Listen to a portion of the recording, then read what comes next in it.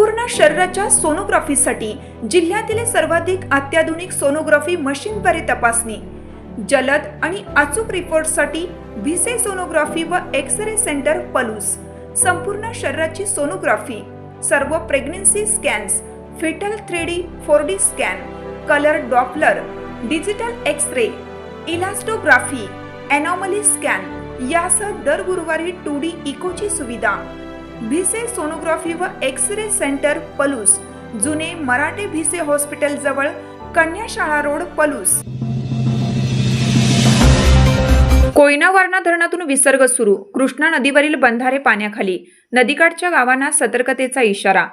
कोयना आणि वारणा धरणाच्या पाणलोट क्षेत्रात सुरू असलेल्या पावसामुळे दोन्ही धरणातून पाण्याचा विसर्ग वाढवण्यात आला आहे। वारणा धरणातून सुमारे 7,000 क्युसेस तर कोयना धरणातून 6,000 क्युसेस पाण्याचा विसर्ग सुरू असल्याने सांगली जिल्ह्यातील कृष्णा आणि वारणा नदीच्या पाणी पातळीत सातत्याने वाढ होत आहे। नदी पात्राबाहेर पडू लागल्याने नदीकाठच्या अनेक शेतांमध्ये पाणी शिरले असून पिकांचे नुकसान होण्यास सुरुवात झाली आहे। कृष्णा नदीवरील बहे आणि नागठाणे बंधारे पाण्याखाली गेल्याने या मार्गावरील वाहतुकीवर परिणाम झालाय।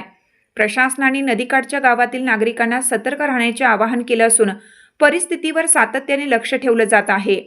धरणांच्या पाणलोट क्षेत्रात पाऊस कायम राहिल्यास विसर्गात आणखीन वाढ होण्याची शक्यता असून नदीकाठच्या नागरिकांना आवश्यक ती खबरदारी घेण्याच्या सूचना प्रशासनाकडून देण्यात आल्या आहेत।